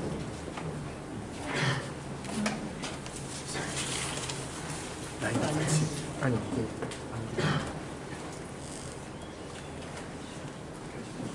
끝내라고 이렇게 사인을 이렇게 끝낼 수가 없습니다. 자, 이어서 마지막으로 예수님이 제가 사역했던 것 중에 공예기간 동안 제가 받았던 말씀, 제 인생을 변화시켰던 말씀들을 몇 가지 말씀을 드렸어요. 로마서 8장 28절 말씀, 하나님을 사랑하는 자 그 뜻대로 부심을 의지하게 되고 합력하여서 섬긴다는 말씀하고, 또 하나 우리 마태복음에 나오는 잘하여도다 충성된 자라고 하는 그런 말씀도 제가 드렸고요. 그런데 또 하나 제 인생 가운데 목회를 할 때 큰 전환기적인 주님 말씀을 주셨는데 개척을 할 때였어요. 하나님, 제가 저 개척을 하려고 하는데 제가 지금 전도사고 그리고 어떻게 해야 될지 모르는데 어떤 식으로 해야 됩니까? 라고 물어봤을 때 주셨던 말씀이 있어요. 그게 요한복음 21장 19절 말씀인데 예수님께서 저한테 묻는 것 같았어요. 내가 나를 사랑하느냐. 베드로가 부활하신 예수님을 만났을 때 예수님께서 말씀하신 내가 나를 사랑하느냐라고 물으셨죠. 그때 그냥 사랑하느냐 물어보시지 않고요. 내가 다른 사람들보다 나를 더 사랑하느냐라고 물었어요. 그래서 제가 갑자기 그 말씀을 묵상하고 기억하는데 더 사랑한다는 말이 자꾸 눈에 딱 들어왔어요. 하나님, 제가 사역을 하려고 하는데 다른 사람보다 잘할 자신은 별로 없고 최고로 잘할 자신도 없습니다. 그런데 말씀을 보니까 더 사랑하느냐를 물으시니까 그래요? 그러니까 더 사랑하는 것을 할 수 있겠네요. 여러분들은 할 수 있겠죠? 최고는 못 되더라도 조금씩은 더 할 수 있잖아요. 조금씩. 더 사랑을 할 수 있겠네요. 그래갖고 그럼 제가 더 사랑하겠습니다. 결심을 하고 가게 되었어요. 그러면서 제 모토를 이제 내가 주님 사역하는데 더 사랑하는 쪽으로 내가 최선을 다하겠습니다라고 말하면서 가게 되었어요. 그게 이제 물었던 장소가 이 장소예요. 이 장소 바닷가에서 물어보았는데 여기서 이제 묻기 전에 어떤 일이 벌어집니까? 물고기를 잡는 사건이죠. 물고기를 잡는데 하나도 못 잡다가 예수님께서 오른손에 그물을 던져라 라고 했더니 물고기를 엄청나게 잡고서 왔어요. 근데 예수님이라는 걸 알고 왔는데 이 베드로가 도착하자마자 깜짝 놀랐어요. 예수님이 준비한 게 있었는데 뭘 준비했습니까? 베드로에게 아주 결정타를 내릴 것을 준비했는데 뭘 준비했을까요? 숯불을 준비했습니다. 이 숯불이 요한복음에 나오는데 딱 두 번만 나옵니다. 예수님을 모른다고 부인했을 때 그 앞에 숯불과 이 앞에 숯불이 두 번 등장을 합니다. 숯불이 있는데 그때가 마침 또 새벽이었어요. 새벽 다물 때 난 괴로웠어. 베드로가 이 예수님을 보려고 딱 도착을 했는데 숯불 켜 있죠. 여기 옆에 닭이 울죠? 그러면 마음이 어땠을까요? 예수님을 보고 싶지 않은 게 아니라 예수를 피해가고 도망가고 싶었을 거예요. 그래서 옛날 있었던 그 예수님을 부인했던 것이 갑자기 생각이 나면서 어찌할 줄을 모릅니다. 어찌할 줄을 모르고 있는데 가서 너 물고기 좀 가져와라 그랬더니 먼저 달려가 민망하니까 달려가 물고기를 가져왔고 식사를 하는 중에 예수님께서 내가 나를 사랑하느냐라고 물으신데 이번에도 몇 번 물으셔요? 세 번. 왜 세 번 묻는지 아시겠죠? 베드로가 세 번 모른다고 부인했기 때문에. 그래서 베드로의 가장 약점이 뭐냐? 3이라고 하는 숫자하고 이 닭울음 소리하고 술소리. 여러분 천국 가서 베드로가 뭘 말을 안 들어준다면 몇 번 부탁을 해야 돼요? 세 번 부탁해야 되고 그것도 안 들어준다면 옆으로 노래를 우리 제 명대가 된 사람들은 제 노래 아실 거예요. 오닥불 노래를 부르십시오. 오닥불 기어놓고 하면서 노래 한번 부르면 베드로가 뭐든지 들어줄 거예요. 성경에 예수님도 이걸 이용하더라고요. 나중에 요바에서 도르가를 고치니 살린 다음에요. 고넬료한테 예수님이 고넬료에게 보내려고 하는데 이 베드로가 안 갈 것 같으니까 환상을 몇 번 보여줄 줄 아세요? 환상을 3번을 보여줘요. 더러운 것을 계속 보여줬죠. 먹으라 했는데 안 먹어야 했는데 3번 보여주니까 대체 뭡니까 예수님. 그래갖고 하다가 할 수 없이 이방인이 왔는데도 무조건 이방인한테 가는 모습을 보게 되죠. 우리들의 트라우마라고 생각하는 것이 때로는 하나님 앞에 귀하게 쓰임을 받을 수도 있어요. 우리가 말 안 들을까봐 하나님께서 가끔 우리 것들을 사용하시는 것을 보게 됩니다. 여기서도 내가 나를 사랑하느냐를 3번 물으십니다. 3번 물으시면서 그가 어찌할 줄 모르게 만들어 놓는데 그런데 이 3번 물으시면서 예수님 자신을 치료하고 있어요. 어떤 치료냐 봤더니 내가 이 사람들보다 나를 더 사랑하느냐라고 했는데 그러면서 하시는 말씀이 그러면 뭐라느냐? 그러면 내 어린 양을 결론은 뭐예요? 사랑하느냐? 사랑한다는 증거가 뭐냐? 내가 사랑하는 증거를 보여줘. 그게 내 어린 양을 보여줘. 지금 우리는 예수님께서 우리에게 보이지 않지만 예수님께서 우리에게 내가 나를 사랑한다는 거, 내가 너를 사랑했고 내가 나를 사랑해야 되는데 그 사랑한다는 것을 무엇으로 보여주냐면 내가 주변에 있는 연약하고 힘든 어린 양 같은 사람들을 돌보아주고 그를 섬겨주는 일들이 그것이 나에게 소자에게 한 것이 나에게 한 것이다 라고 말하면서 내 어린 양을 먹여주라 라고 말씀하고 있습니다. 정말 이 아이들을 세우고 또 연약한 사람을 세우는 일은 참 힘든 일입니다. 그러나 이것은 어떤 자세로 해야 되느냐? 바로 어린 양을 내가 빚진 자로서 하나님의 사랑을 빚진 자로서 또 다른 사람에게 어린 양을 키우듯이 이 일을 해나가야 될 줄 믿습니다. 저도 이 말씀을 받고서 주님 내가 그러면 이 일을 가겠습니다. 다른 거는 못하더라도 조금씩 더 사랑하고 이 어린 양을 사랑하듯이 내가 가겠습니다. 라고 하면서 시작을 했고요. 1년 차까지는 내가 잘했어요. 더 사랑했는데 나중에 하나님의 함정에 빠진 것을 제가 깨달았습니다. 더는 끝이 없더라고요. 최고는 끝이 있는데 더는 끝이 없어요. 제가 이 지도를 만들고 또 책을 내고 공부를 하다 보니까 어떤 분야의 최고가 됐냐면 성경 지리에서는 제가 대한민국에서 1호 박사가 되었어요. 그리고 지금도 2호 박사가 안 나오는 거 보니까 제가 일단 1인자예요. 1인자가 되었어요. 그건 뭐 말은 안 하든 학위로 보자면 일단 1인자가 되어버렸어요. 그런데 제가 1인자가 될 줄 알았으면 그냥 내가 최고가 되겠습니다. 이렇게 고백할 걸 더 하겠습니다라고 했더니 1인자가 필요가 없는 거예요. 여기 갈 때마다요. 하나님 앞에 죄송해하고 내가 지구멍에 들어가고 싶어요. 거기 숯불이 있는 거 아니에요. 왜냐면 너 더 사랑했느냐. 제가 요거 끝난 다음에도 내일 모레 성지순례로 또 여기를 가야 돼요. 가면서 인도할 때마다 마음이 그곳에 갈 때마다 뜨거우면서도 하나님께 너무 죄송해요. 왜냐면 더 사랑하는 면에 있어서는 항상 부족해요.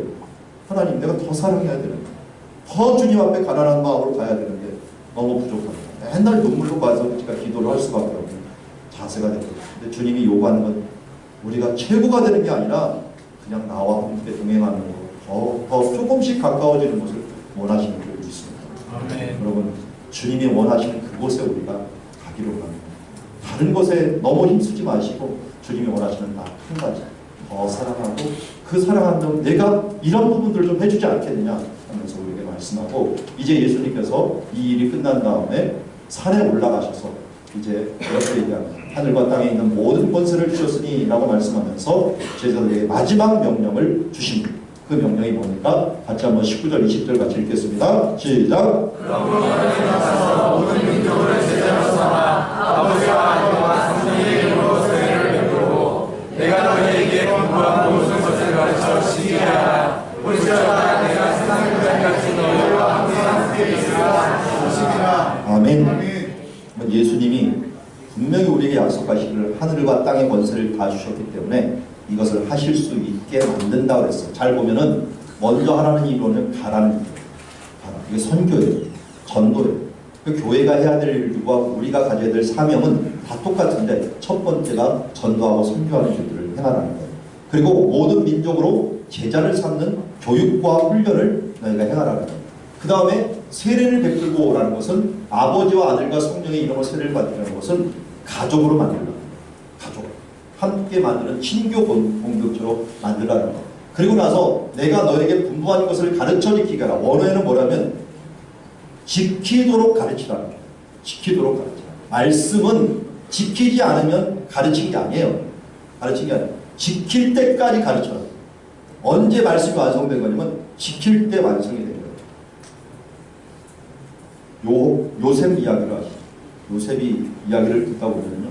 조금 지루한 감이 있어요. 왜냐면 뒤에 가면은 형님들한테 자기 정체를 밝히면 될 것 같다가 또 형님들을 보냈다가 말았다가 또 숨겼다가 뭐 했다가 이 성경 읽다 보면 그 창세기 뒷부분에 읽다 보면 시험 들어요.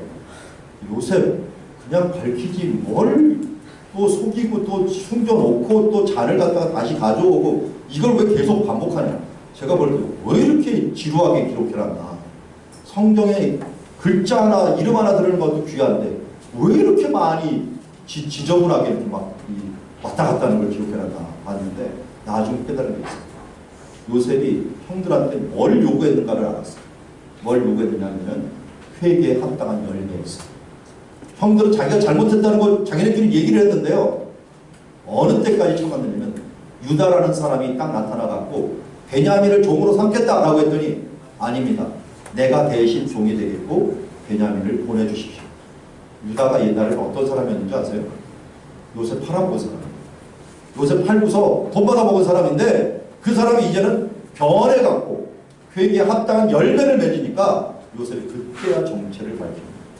여러분 하나님이 안 열어주실 때가 있습니다. 안 열어줄 때 우리가 해결해야 될 문제가 있어요.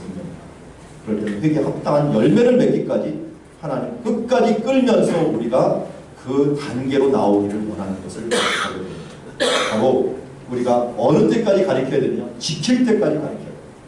그리고 우리가 이 예배라고 하는 건 뭐냐면 하나님과 함께하는 시간이에요. 교제하는 시간이에요. 예배에 큰 중요한 두 가지 요소가 있는데 하나는 하나님이 말씀하시는 거요. 하나는 우리가 하나님께 말씀하는 거예요. 이게 교제죠. 그래서 말하고 응답하는 교제. 그래서 예배 요소는 이 두 가지로 다 되어 있어요. 여러분들이 찬양하고 하나님께 기도하는 하나님께 올려드리는 거고 지금 예배에 있어서 많은 부분을 차지하는 게 하나님의 말씀을 듣는 거예요. 그걸 하나님께 들려주시는 거예요. 그래 지금 대화하는 중이에요. 대화. 그래서 예배는 대화다. 교제다. 이렇게 얘기할 수가 있어요. 일방적으로 듣기만 해도 안 되고요. 일방적으로 여러분들 기도만 하고 찬양만 하고 끝나서도 안 돼요. 하나님과 아름다운 이 교제가 있을 때 온전한 예배라고 할 수가 있어요. 하나님과의 교제. 그게 바로 주님과 함께하는 일이에요. 그래서 저는 이걸 이렇게 해석을 합니다. 여러분 새를 생각해보세요. 새를 생각하면 두 날개가 있어요. 두 날개. 하나는 뭐냐면 예배. 하나님께 예배하는 것. 하나는 뭐냐면 선교예요. 선교. 그래서 부르심을 받은 공동체의 날개로서 예배하는 자가 뭐냐면 함께하는 거예요. 함께하는. 근데 이 예배를 떠받치는 것이 뭐냐면 이 날개 쪽지가 있는데 이게 친교예요. 그럼 예배 안에서 성도들이 사랑하지 않으면 예배가 될 수가 없어요. 예수님도 너희가 누가 화해할 일이 있으면 빨리 나가서 화해부터 하라. 나 예배 그런 예배 안 받아도 된다. 그게 바로 이 날개가 하나가 건강한 거예요. 또 하나는 뭐냐면 보냄받은 공동체인데 보냄받은 공동체에서 선교를 해야 되는데 선교는 그냥 이루어지지 않아요. 섬김으로 이루어져요. 말씀을 실천함으로 이루어져요. 지키게 하는 것이죠. 내가 말씀을 지킴으로 이 선교가 이루어져요. 그런데 그걸 두 날개를 떠받치는 게 뭐냐면 교육과 훈련입니다. 제자 삼가. 우리가 교육과 훈련이 되지 않으면 이 두 날개 예배와 선교를 떠받칠 수가 없어요. 그래서 사실은 이게 다 분사로 되어 있는데요. 하나만 동사로 딱 돼 있는 게 있어요. 뭐냐면 제자 삼으라. 제자 삼으라가 제일 강조점이에요. 제자 삼으면은 나머지 날개, 두 날개가 돼 있었고, 하나는 예배 드리는 공동체, 선교하는 공동체, 예배할 때도 친교가 되고 또 선교할 때도 섬김이 되고 하면서 아름다운 공동체로 이뤄갈 수 있음을 우리에게 말씀하고 있습니다. 우리 선교교회 이름값을 합시다. 이름값을 할 때는 이 이름을 하려면 제일 중요한 게 여러분들 말씀으로 먼저 교육과 훈련을 한 다음에 예배하는 일들과 선교하는 일들을 이것을 해놔야 될 것입니다. 알렉산더 대왕이 어떤 사람이 탈영병이 데리고 왔습니다. 그랬더니 그 탈영병을 어떻게 했습니까? 사형이라고 했어요. 그런데 너무 애띤 17살짜리가 왔어요. 야, 그럼 너무 죽이기 아까운 거예요. 내 이름이 뭐냐? 라고 불렀더니 알렉산더요. 알렉산더가 더 화를 냈습니다. 왜? 자기도 알렉산더인데 이 사람도 알렉산더인데 왜 이름값을 못하는 거예요? 그럼 우리는 이름이 어떻게 됩니까? 여러분들이 공통적 이름이 기독교인, 그리스도인이죠. 우리의 이름은 공통 이름은 그리스도인입니다. 그러면 이름값을 합시다.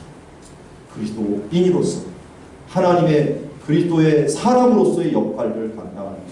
그래서 건강한 교회, 이렇게 훈련이 있고 교육이 있고 예배와 그리고 선교의 균형을 맞춰서 하나님 앞에 날아오르는 교회가 되고 그런 선교교회를 주의 이름으로 축원합니다. 우리 시간 함께 기도합시다. 오늘 말씀을 보았습니다. 갈릴리 사역에 대한 많은 말씀을 보았는데 그중에도 여러분들의 마음에 새겨지는 말씀들이 있다면 그 마음을 새기고 오늘도 흑암 중에 오신 예수 그리스도 그리고 우리 가운데 이제 풍랑 가운데 말씀하시는 예수 그리스도 그리고 오병이어 기적 가운데 우리의 생명의 떡으로 말씀하시는 예수 그리스도 오늘도 주는 그리스도시여 살아계신 하나님의 아들입니다라고 고백하는 저희 신앙의 고백과 함께 내가 나를 사랑하느냐 부르시는 그 주님 앞에 우리가 고백하는 주님 내가 그렇게 살겠습니다. 그런 은혜로 살겠습니다. 라는 마음을 가지고 우리 시간 합심하여 함께 천국복음 이루는 주의 자녀 되게 하여 주시옵소서 기도하며 나가도록 하겠습니다. 하나님 아버지 감사합니다. 오늘도 주님의 은혜를 주여 감사합니다. 이제 내가 내 힘으로 사는 것이 아니라 오직 주님께서 주신 은혜와 주의 그 복음으로 살아가기를 원합니다. 오늘도 주님의 복음, 주님의 은혜가 우리의 모든 것들을 떠받치며 오늘도 이 갈릴리를 주신 하나님의 천국 복음 우리 마음에 새기며 나가는 주님의 자녀들 될 수 있도록 축복하시고 인도하여 주시옵소서. 주님 오늘도 주님의 역사가 우리들의 역사가 되게 하시고 주여 하나님의 나라가 되게 하여 주시고 우리 여기 모인 주님 선교교회 주님의 자녀들 정말로 건강한 그리스도인 되어서 건강한 말씀을 가지고 살아가는 주의 자녀들 될 수 있도록 축복하시고 인도하여 주시옵소서. 이는 힘으로 될 수 없습니다. 능력으로 될 수 없습니다. 오직 나의 신 나의 아버지 이름 성령의 이름으로 이 모든 것이 이루어지는 줄 믿사오니 성령님과 함께하여 주시고 역사하시는 가운데서 하나님의 일들을 이루어 주시옵소서. 주여 오늘도 하나님 이 말씀 끝까지 따라가고 이때까지 수고하며 나아온 모든 것들 가운데 주여 이것이 말씀이 운동력이 있어 우리의 삶들과 우리의 모든 가운데로 나타나는 역사 이룰 수 있도록 축복하여 주시옵소서. 감사합니다. 하나님 아버지 오늘 갈릴리에서 선포된 천국 복음의 말씀을 보았습니다. 주님 이 말씀이 다시 우리 가운데 기억되게 하여 주시옵시고 삶으로 나타날 수 있도록 인도하여 주시옵소서. 이제 우리가 하나님께서 명령하신 그 사명을 본받아 가서 모든 민족으로 제자를 삼아 아버지와 아들과 성령의 이름으로 세례를 베풀고 주께서 분부한 것을 지키도록 가르치며 주님과 세상 끝날까지 동행하는 주님의 자녀들 될 수 있도록 축복하여 주시옵소서. 이때까지도 함께 하셨고 지금도 함께 하시고 앞으로도 영원토록 우리 선교교회와 함께 하실 주님을 찬양하오며 예수 그리스도 이름으로 기도드리옵나이다. 아멘. 이제는 우리 주 예수 그리스도의 은혜와 하나님 아버지의 극진하신 사랑과 성령의 교통하심이 오늘 건강한 교회 천국의 복음을 실현하는 교회로 성장하고 그 뜻대로 살아가기를 원하는 여기 싱가포르 선교교회 위에 이제로부터 영원토록 함께 계실지어다. 아멘.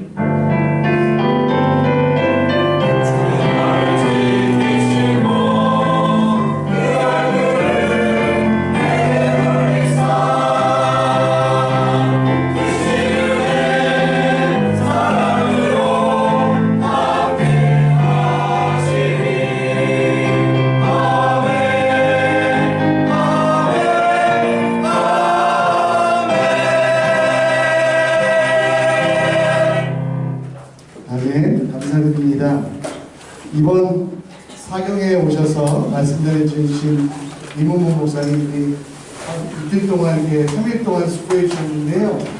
박수로 우리 감사를 표하도록 하겠습니다. 감사합니다. 작은 선물 하나 준비했는데요. 장로님께서 전달해 주신 다시 한번 박수로 감사함을 표했으면 좋겠습니다. 감사합니다. 여러분, 우리 이문문 목사님 목회하시고 또 강의사역 하시는데 여기 받는 일 기억하시면서 많이 기도해 주시기 부탁드립니다. 이번 주 금, 토, 일 주일까지 성경학교가 있습니다. 특별히 맥츠라는 신학교에서요 15명의 학생들이 와서 우리 아이들 뿐만 아니라 싱가포르에 성경학교를 할 수 없는 작은 교회들을 도우려고 합니다. 여러분 많이 기도해 주시고 우리 아이들 여러분들이 사랑하시는 만큼 큽니다. 그래서 간식이나 식사를 제공해 주셨으면 좋겠고요. 또 오시는 선생님들이 우리 교육관에서 10일 동안 계시면서 우리 아이들뿐만 아니라 드림교회, 또 늘푸린교회, 선한목자교회 아이들도 섬기시거든요. 그러기 위해서 빨래도 해야 되고 좀 필요한 게 좀 있습니다. 빨래 건조대 안 쓰시는 거 있으면 교육관에 좀 빌려주시고요. 또 버스카드도 혹시 여러분 빌려주시면 잘 사용하고 나중에 돌려드리도록 하겠습니다. 성경학교 관계로 이번 주 토요일 아침 기도회는 쉬고 있고요. 성장반 7월 3일 날 우리가 쉬도록 개강하도록 하겠습니다. 새가족 환영회 7월 7일 날 조영원 시설댁에 있는데요. 여러분 새가족들 함께 와주시기 바라고 다음 주에 사역 지원을 개최하도록 하겠습니다. 여러분 우리 아쉬운 소식이 있어서 우리 함께 나누고 우리 찬양하고 붙였으면 좋겠는데 그 전에 먼저 오신 분을 축복하도록 하겠습니다. 우리 처음 오신 우리 손민석 형제님 손 한번 들어주시겠습니까? 네, 감사합니다. 네, 감사합니다. 우리 또 이렇게 오신 분이 계시는데 또 가시는 분이 계세요. 우리 교회를 위해서 수고하셨던 백승민 집사님, 김민희 집사님, 안어리 다윗 가족이 이제 한국으로 다시 유임하게 되어서 오늘 마지막입니다. 우리 인사를 좀 부탁드렸더니 자주 볼 건데 뭐하러 그런 거 하겠냐고 그래서 안 하시겠다고 하시니까요. 우리 잠깐 일어나셔서 한번 인사하시고 우리 박수로 감사를 좀 표하도록 하겠습니다. 수고하셨습니다.